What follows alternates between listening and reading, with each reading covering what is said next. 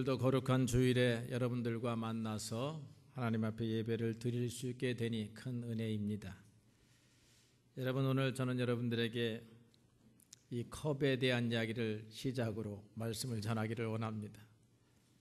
우리가 만약에 이 컵이 우리에게 말할 수 있다면 여러분들은 어떤 말을 이 컵으로부터 들을 수 있다라고 생각하십니까? 이 컵은 아마 우리에게 이렇게 말할 것입니다. 나 컵일지라도 비록 그냥 된 게 아니다. 그냥 있는 게 아니고 누군가가 만들었죠? 이 만들기 위해서 어떤 재료가 쓰여집니까? 토기장이가 흙을 채취합니다. 흙을 물에다 넣고 반죽을 합니다. 손으로 반죽해서 곱게 반죽하다가 안 되면 아마 몽둥이로 때릴 것입니다.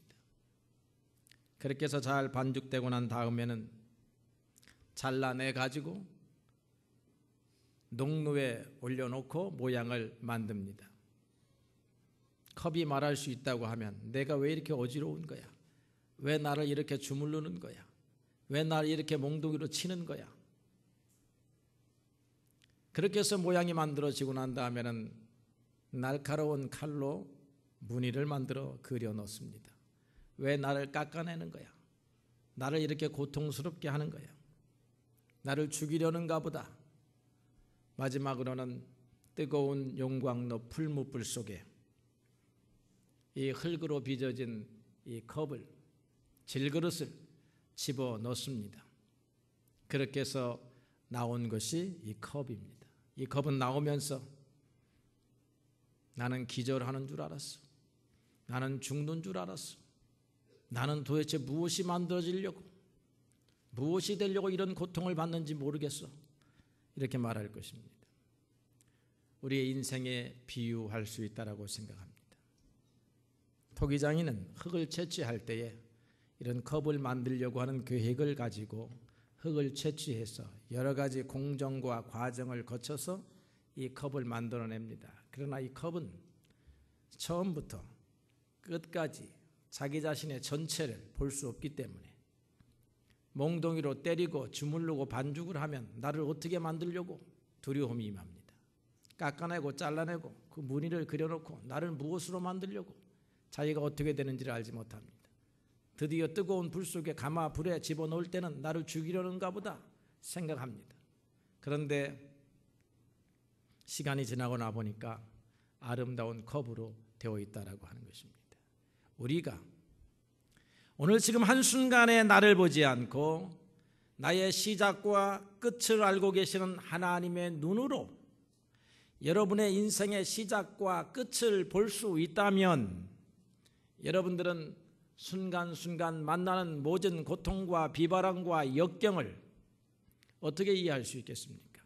하나님이 나를 이 질그릇을 멋있는 작품으로 만들기 위하여 이런 과정 속에 있게 하시는 거로구나 라고 생각한다고 하면 인내할 수 있다는 것입니다. 기다릴 수 있다는 것입니다. 감사함과 소망을 가지고 내 인생을 기대해 볼 수 있다는 것입니다. 사람의 눈으로 보면 오늘만 보이지만 하나님의 눈, 하나님을 바라보는 믿음의 눈으로 보면 나의 인생의 시작부터 여러분 앞으로 다가올 미래의 일까지 파노라마처럼 보인다라고 하는 것이지요. 이런 하나님을 믿을 수 있게 되었으니 참으로 놀라운 은혜입니다. 이런 하나님께서 우리를 이 자리에 초청하여 주셔서 우리의 귀를 열게 하셨으니 참으로 놀라운 축복이 아닐 수가 없다라고 하는 것입니다. 인내는 무엇인가로부터 참는 것을 말할 것입니다. 여러분, 우리는 무엇으로부터 참아야 합니까? 첫째, 우리는 자신의 처지와 운명으로부터 참아야 할 것입니다. 어떤 사람은 부잣집에서 태어나고 어떤 사람은 가난한 사람에게서 태어납니다. 가난한 집에서 태어나고 그래서 배우지 못하고 풍성하게 살지 못하는 많은 사람들이 이런 경제적, 교육적 환경 배경 때문에 실망하고 낙심해가지고 패배의 인생을 살아가는 사람들이 많습니다. 마태복음 25장에 보게 되면 예수님께서 달란트의 비유를 통해서 어떤 사람에게는 금 5달란트, 어떤 사람에게는 2달란트, 한 사람에게는 1달란트를 주었습니다. 5달란트 받은 사람, 2달란트 받은 사람은 그것을 감사히 여겨서 그것을 가지고 다시 장사하여 소득을 내고 이득을 내어서 주인을 기쁘게 했습니다. 1달란트 받은 사람은 아무 일도 하지 않았습니다. 주인이 와서 물었습니다. 어찌하여 너는 아무 일도 하지 않았느냐? 주인은 굳으신 분이라 완고하신 분이기 때문에, 인색한 분이시기 때문에 자신의 처지를 생각해 보면 우리가 하나님 앞에서 이렇게 말할 수 있습니다. 하나님 어찌하여 나에게 이렇게 인색하셨습니까? 어찌하여 나의 머리를 이렇게 인색하게, 이왕 주실 거 좀 더 주시지, 부모 주실 때 좀 더 배경 있는 부모 주시지, 인색해가지고 내가 가진 것 없이 출발할 수 있게 하셨습니까? 어찌하여 하나님은 나를 인색하게 백인 사회에 좀 태어나게 하시지, 이 황인종 사회에 태어나게 하셔서 꼭 성형수술 받아야 하고 쌍꺼풀 올려야 하고 이렇게 하게 하셨습니까?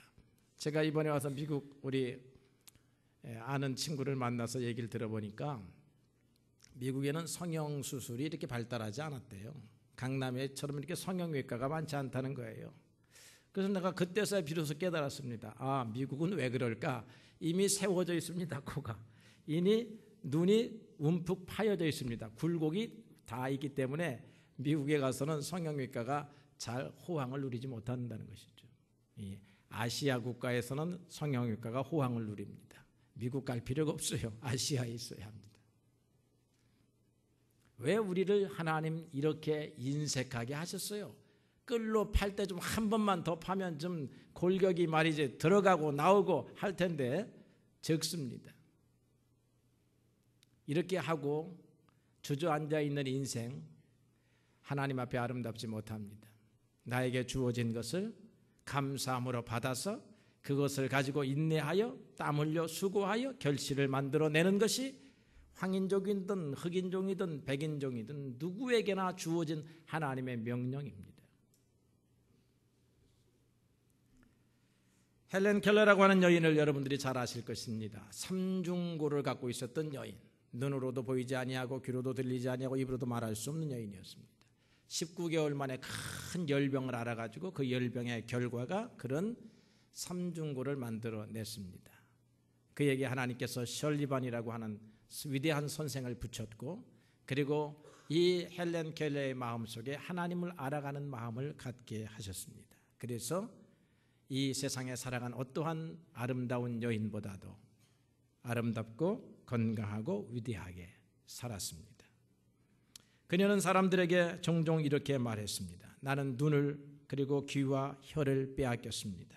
그러나 내 영혼은 빼앗기지 아니했습니다. 그러므로 나는 지극히 적은 것을 잃어버린 사람이지 큰 것을 잃어버린 사람은 아니었습니다. 나는 나에게 이와 같은 역경을 주신 하나님 앞에 감사합니다.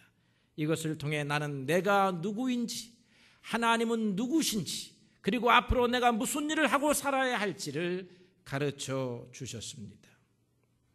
헬렌 켈러는 이러한 고통을 가지고 짧은 생애를 산 것이 아니라 88세까지 살았다고 하니 참으로 그의 인생이 기구했습니다.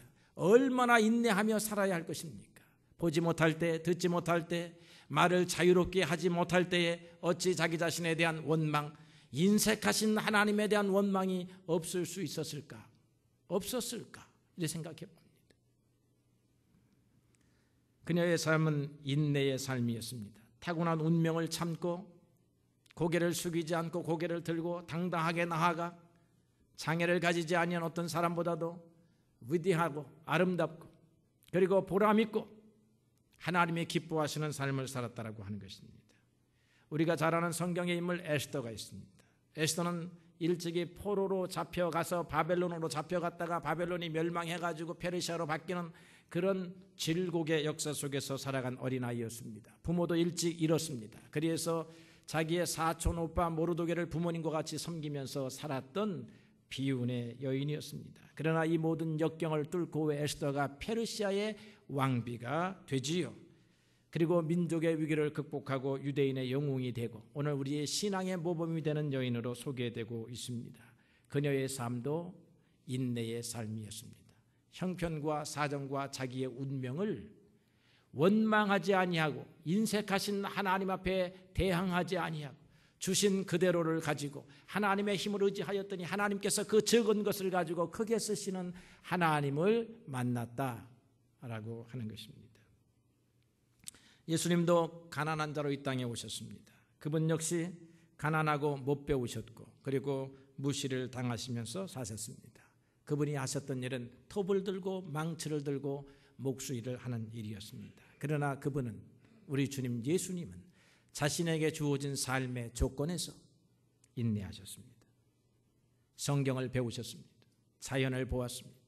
가정의 관계를 봅니다. 이웃과의 관계를 통해서 하늘로부터 들려오는 하나님의 직접적인 은혜, 그것을 배워갑니다. 그러면서 구세주로서의 삶을 준비하셨습니다. 여러분, 인내해야 합니다. 예수께서 왜 우리와 같이 비천한 자로 이 땅에 오셨는가 하면 너희들도 이러한 삶에서 인내하라라고 하는 것입니다. 인내할 때 하나님께서 우리에게 은혜로 열어주시는 기회를 만나게 될 줄로 믿습니다.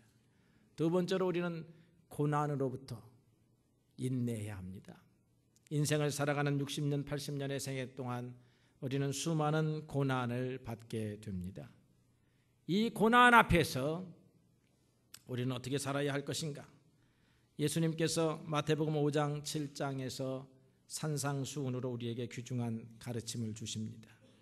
인류가 자랑하는 인도의 건국의 아버지인 마하트마 간디도 산상수훈을 보고 예수님을 따라갔고, 러시아의 대문호였던 톨스토이도 예수님의 산상수훈을 자기의 사상의 기초로 삼고 자기의 문학의 배경으로 삼았습니다. 산상수훈의 핵심은 마태복음 5장 44절에 나오는 내 원수를 사랑하라입니다. 원수를 어떻게 사랑할 수 있을까?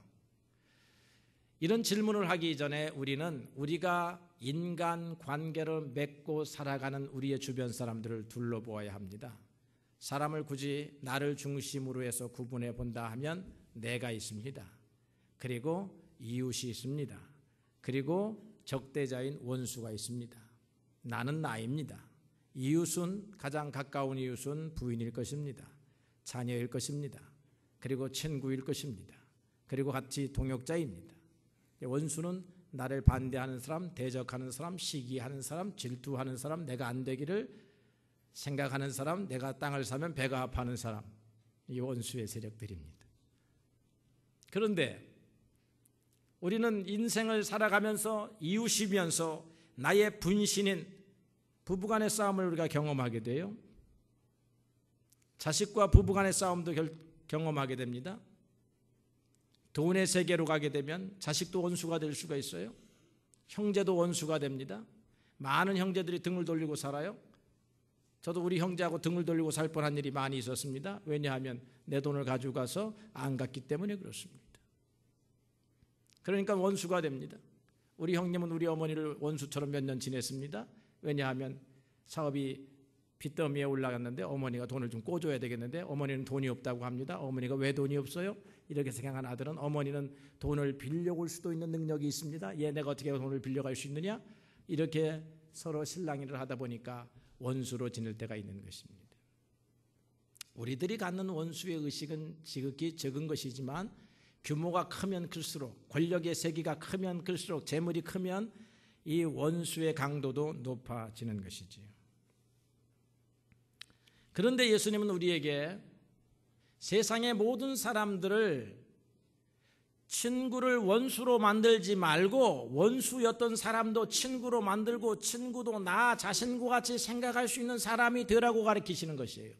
세상에서는 다 너 빼놓고는 원수이고 너 빼놓고는 도적이니까 너를 잘 간수하라고 가르치지만 예수님은 세상의 모든 사람은 내 친구고 세상의 모든 사람은 내가 사랑하는 자녀이고 내가 충분히 관계를 맺고 살아갈 만한 그런 사람들이라고 가르치는 것입니다. 예를 하나 듭니다. 요셉은 고난을 받았습니다.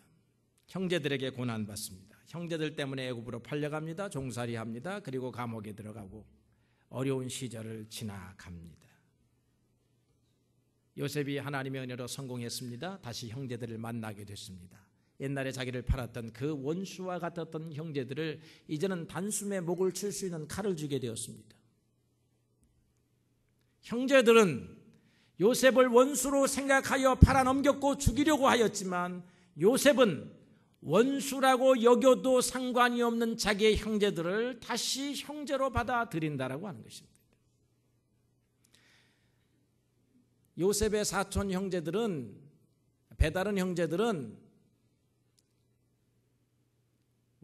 하나님 없이 하나님의 말씀을 따르지 아니하고 자기의 피부치도 원수로 생각하였지만 요셉은 자기에게 원수로 대한 그 형제들도 하나님이 자기에게 주신 형제로 피부치로 그렇게 생각했다라고 하는 것입니다. 다윗을 보면요, 다윗이 이스라엘의 위기를 극복하고 골리앗을 물리치고 이스라엘의 영웅이 되었습니다. 사울 임금의 사위가 되었습니다. 그런데 그 이후로 사울과 갈등을 갖게 되죠. 왜냐하면 사울 임금이 이 다윗이 자기의 임금의 자리를 빼앗을 수 있는 사람이라고 그렇게 여겼기 때문입니다. 사울의 마음속에 다윗이 원수로 보이기 시작을 했다라고 하는 것입니다. 그래서 사울 때문에 다윗은 죽을 고비를 넘겨가면서 쫓겨다니기 시작합니다. 밥을 먹지 못합니다. 제대로 잠을 자지 못합니다. 제대로 옷을 갈아입지 못합니다. 그러다가 그렇게 도망하는 도중에 사울 임금을 죽일 수 있는 두 번의 결정적인 기회를 잡았습니다. 그때 다윗은 어떻게 하였나? 다윗은 사울 임금을 원수라고 생각하지 않았습니다. 사울은 자기를 위해서 수고한 다윗을 원수로 여겼지만 다윗은 원수라고 여겨도 괜찮을 사울 임금을 자기의 부모로 여기고 장인으로 여기고 그리고 충성을 바칠 임금으로 여겼다라고 하는 것입니다. 참으로 이상합니다. 왜 이 사람들은, 요셉이나 다윗과 같은 사람은 복수의 기회를 사용하지 않았을까요? 이 사람들은 성경에는 기록되어 있지 않지만 우리가 그들의 마음속을 투사해서 한번 살펴본다고 하면 아마 갈등을 겪지 않았을까도 생각해 봅니다. 내가 이 사울 임금을 죽여 말어, 내가 내 이 형제들을 죽여 말어, 없애버리고 말아. 그래서 속이 후련한 그런 사람이 되고 싶은 그런 갈등 관계를 있었다고 하더라도 그들은 결국은 극복했다라고 하는 것입니다. 그들은 사울 임금 때문에, 형제들 때문에 고통을 받는 그 시기도 인내했고 결정적인 기회를 잡아서 그들을 물리칠 수 있어서 단칼에 제압할 수 있음에도 불구하고 자기의 마음대로 하지 아니하고 자기의 생각을 눌러 참아 하나님 앞에서 인내했다는 것입니다. 인내라고 하는 것은 무조건 나의 상황만 참는 것이 아니고 인간관계에서도 인내해야 할 부분이 있다는 것이죠. 오늘 우리가 본문을 이제 읽어보니까 예수님이 자기의 십자가에 못 박는 사람들에게서 조롱을 받는 장면이 나옵니다. 그런데 예수님은 자기를 조롱하는 사람들, 대적하는 이 원수와 같은 사람들, 이미 하나님을 알지 못하고 하나님을 배반한 사람들, 빛이 왔지만 그 빛을 받아들이기를 거부했던 흑암에 속해 있던 이 사람들을 위해서, 그 원수들을 위해서 십자가에 달리셨다고 하는 것입니다. 우리가 원수 되었을 때에, 우리가 죄인이었을 때에, 하나님은 우리가 사랑할 만한 사람이었을 때에 사랑하지 않고 우리를 진멸해야 할 그 순간에 하나님이 우리를 사랑하셔서 예수님을 보내어 주심으로 우리를 구속하여 하나님의 백성을 삼으셨다라고 하는 것입니다. 여기에서 우리는 하나님과 예수의 인내의 근원을 볼 수 있는 것입니다. 사람에 대하여 참으시는 하나님, 사람에 대하여 인내하시는 예수를 보게 된다 이 말이죠.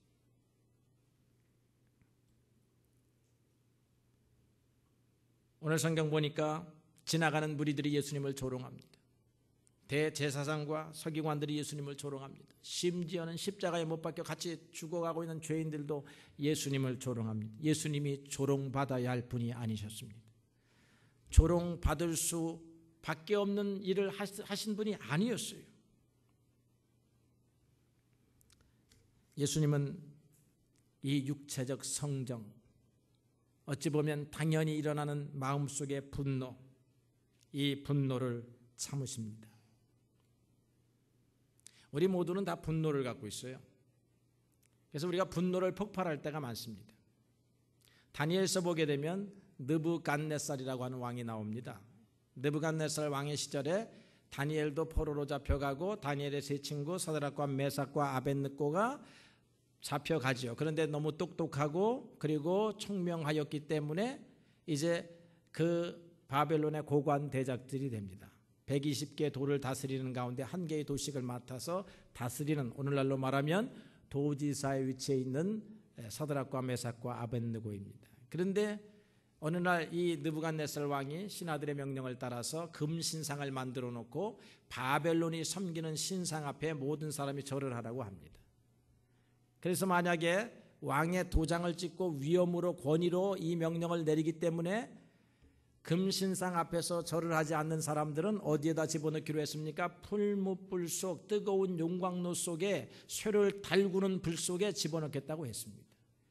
얼마의 시간이 지나서 모든 사람들이 다 시간이 되고 때가 되고 정한 기간이 되면 금신상 앞에서 절을 하고 예배를 드리는데 이 세 사람 사드락과 메삭과 아벳느고가 참석을 하지 않는 것입니다. 그것이 당장 보고가 됐습니다.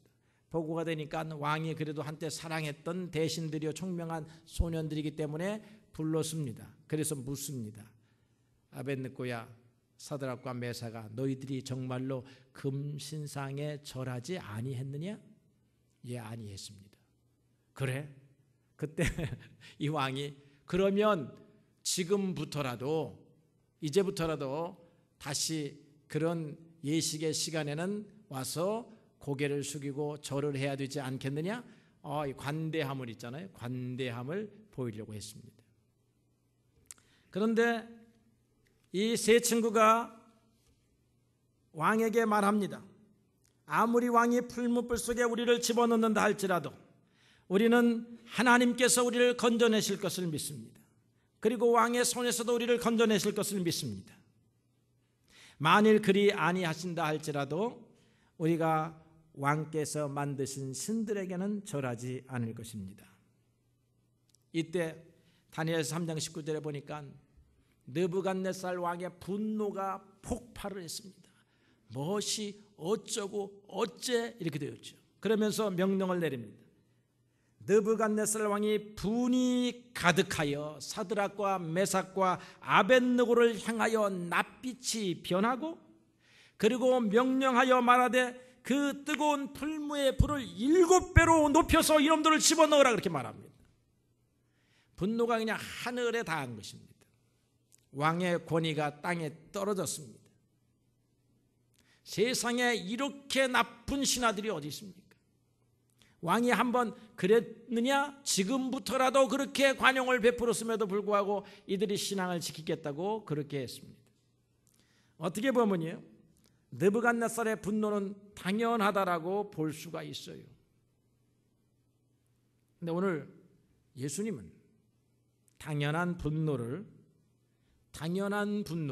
하늘의 왕으로 이 땅에 오셔서 이 백성을 구원하기 위하여 십자가의 길을 그것도 걸어가는데 이해 못하는 것은 좋은데 더 나아가서 조롱하고 희롱하고 침뱉고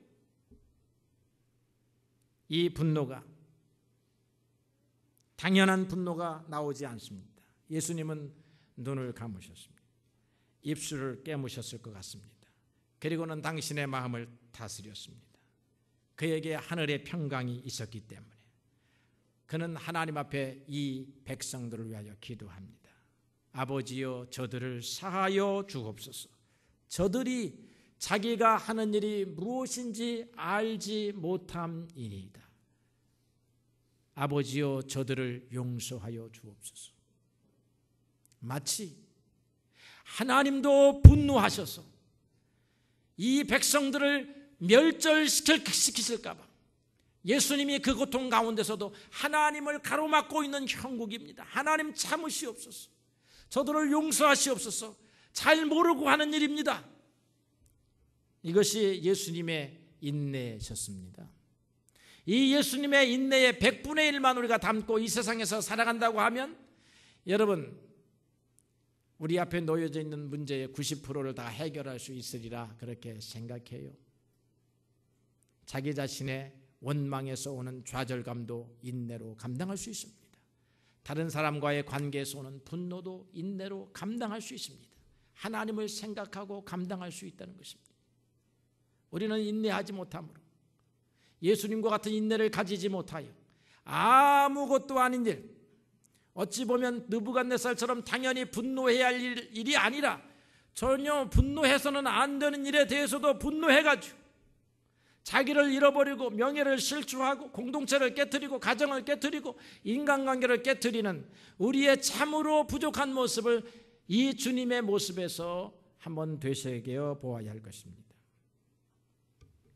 예수께서는 자기 과시하심을 참으셨어요. 자기를 제한하셨습니다. 우리가 이 땅에 살아가면서 몇 가지 유혹에 빠지는데 그 유혹을 헨리 나운이라고 하는 학자가 이 두 가지로 요약을 했습니다. 하나는 우리는 너무나 쉽게 활동주의와 경쟁주의에 빠진다. 활동주의라고 하는 것은 무엇인가 행하지 아니하면 문제를 해결할 수 없다고 하는 생각으로 무조건 부지런히 열심히 여기 가서도 일하고 저기 가서도 일하는 그런 자세입니다. 예수님은 이 상황에서 무엇인가 하셔야 된다는 인간적인 욕구를 받으셨음직합니다. 지금 예수님은 십자가에 못 박혀 있습니다. 사람들은 말하기를 십자가에서 좀 내려오너라. 다른 사람은 구원하였을 때 왜 당신은 구원하지 못하느냐. 내려와서 우리로 하여금 당신이 진짜 그리스도인지를 믿게 하거라. 예수님은 그동안 수많은 기적을 행하셨습니다. 바다를 잔잔케 하셨습니다. 5,000명의 사람들을 먹이셨습니다. 귀신을 내어 쫓으셨습니다. 소경도 고치셨습니다. 문둥병자도 이렇게 세우셨습니다. 십자가에서 내려오실 수 있습니다. 못을 스스로 빼고도 내려오실 수 있는 하늘의 능력을 가지신 분인데 가만히 계셨습니다. 자기의 능력을 제한하셨습니다. 우리 사람으로 말하면 능력이 막 터져 나오려고 하는데 그 능력을 안 터져 나오게 하려고 꽉 붙잡고 있는 그런 모습입니다. 자기를 과시하기 위하여 당신의 능력을 보이시지 아니했다라고 하는 것입니다. 기적을 행하지 아니하셨습니다. 십자가에 달리기 전에 빌라도의 신문을 받습니다. 빌라도가 말합니다. 대제사장들과 서기관들이 와서 참남한 자라고 이 예수님을 고발합니다. 그러나 이 빌라도는 사건 전후를 보니까 예수라고 하는 사람이 죄를 지은 사람이 아니었습니다. 죄가 없었습니다. 그래서 돕고 싶은 마음이 생겼습니다. 자, 대제사장과 서기관들이 너에 대하여 고소를 하는데 너도 할 말이 있으면 말해보거라 그렇게 말합니다. 예수님은 아무런 말씀을 하지 않습니다. 자기 변호를 포기하셨습니다. 우리는 활동하다가 나의 힘을 과시하려 하다가 넘어진 적이 얼마나 많으며 스스로 변호하려다가 오히려 문제를 너무 어렵게 만든 경우가 얼마나 많습니까? 말하는 것도 행동하는 것도 제한할 필요가 있다는 것입니다. 주님은 행동도 안 하시고 말씀도 안 하셨어요. 어떤 때는 행동도 안 하고 말도 안 하면 참으로 우스운 인간이 될 수 있지만 우리가 신앙적인 눈으로 보게 되면 하나님을 바라보고 사건을 보면 어떤 때는 정말로 행동도 가만히 있어야 하고 말도 금하고 가만히 있어야 문제가 해결될 때가 있다는 것입니다. 이걸 인내해야 한다는 것입니다. 이스라엘 백성들이 홍해가 앞에서 난리가 났습니다. 어찌하여 우리를 이 홍해를 건너가지 못하게 하고 죽어가게 하고 다시 애굽 사람들의 공격을 받게 하느냐고 할 때에 모세가 유명한 말을 합니다. 너희는 오늘날 가만히 서서 여호와께서 너희를 위하여 어떻게 싸우시는지 보거라 그렇게 말합니다. 여러분 어떤 때는 가만히 주님께서 이 문제를 어떻게 풀어나가시는가.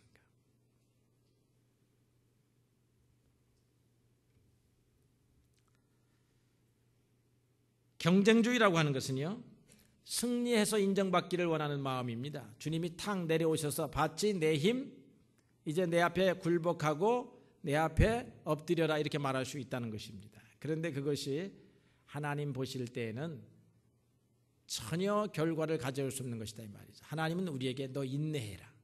너 고난을 받아라. 내가 핍박을 받아야 한다. 그래야 이 문제가 대승적 차원에서 풀린다라고 할 때가 있어요. 순간적인 승리 때문에, 순간적인 과시욕 때문에 문제를 더 나쁘게 만들 수 있다고 하는 것입니다. 예수님은 이 경쟁주의도 포기하십니다. 인간과의 경쟁에서 보란듯이 이기고 승리자의 모습으로 나타나고 싶으셨던 마음이 혹 있었다면 그것도 자기를 제한하시더라. 예수님께서 제자들에게 너희가 나를 따라오려거든 자기를 부인해야 한다 이렇게 말합니다. 자기 부인, 이게 자기 제한을 말하는 것이고, 자기 제한을 말하려고 하면 인내가 필요하다고 하는 것을 말하고 있는 것입니다. 왜 이런 인내가 필요할까요? 왜 예수님은 참으셨습니까? 결론은 하나입니다. 하나님에게 순종하기 위하여 참으셨습니다.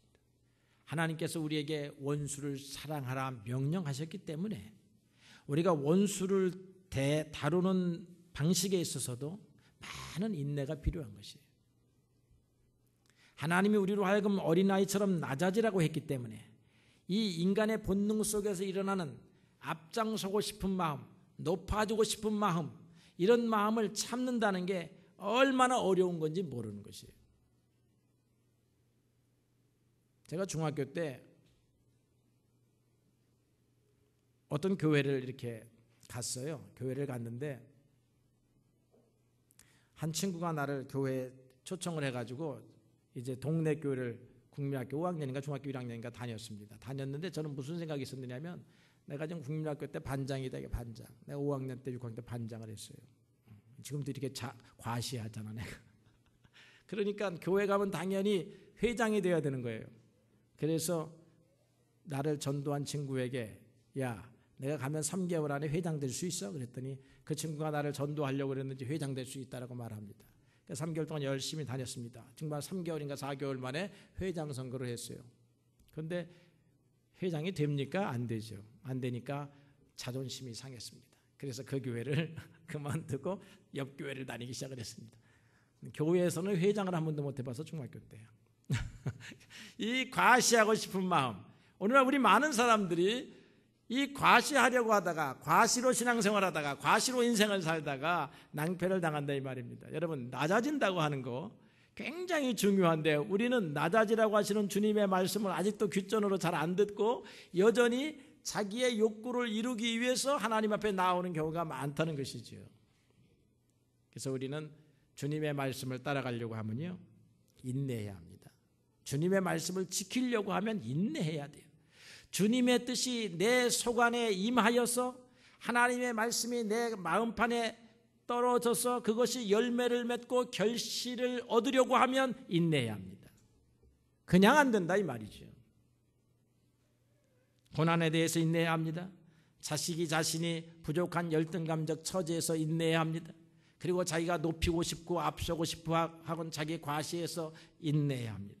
예수님은 그러지 아니하셔도 되는 분이 인내하셨어요. 크게는 하나님의 뜻을 이루기 위해서, 작게는 우리와 같은 사람들에게도 모범을 보이기 위해서 주님께서 제자들의 발을 씻기시면서 주신 교훈이 있습니다. 선생인 나도 이와 같이 행하였으니 너희도 서로 이와 같이 행하라 하는 것이죠. 예수님이 보여주신 인내는 우리로 하여금 너희도 이 땅에 살면서 인내하며 살아라. 무조건적 인내가 아닙니다. 하나님의 뜻을 이루기 위해서라고 하면 인내해야 한다는 것입니다. 야고보서 1장 4절의 말씀은 인내를 온전히 이루라. 이는 너희를 온전히 구비해서 조금도 부족함이 없게 하려 함이니라. 다시 컵의 얘기로 돌아가고 결론을 맺습니다. 우리의 인생의 처음부터 끝을 안다면 순간순간 찾아오는 인내하지 못할 순간을 인내해야 하는 것입니다. 두드려지고 맞아지고 몸에 문양을 새기고 그 다음에 풀물불 속에 들어가는 이런 전 과정을 통해서 우리가 필요한 컵 하나를 얻듯이 하나님은 우리를 그런 인생의 과정을 통해서 하나님의 사람, 보배로운 하나님의 사람을 만들고 싶어 하십니다. 그 보배로운 하나님의 사람의 완벽한 모형이 예수님이십니다. 그 예수님에게서 오늘 우리가 배워야 할 한 부분, 인내입니다. 우리는 너무나 인내를 못하기 때문에 그렇습니다. 인내의 칼을 가지고 여러분을 다듬으시는, 그리함으로 주님을 닮아가시는, 그래서 하나님의 뜻이 여러분의 삶을 통하여 이루어지는 놀라운 은혜가 있기를 주님의 이름으로 축원합니다.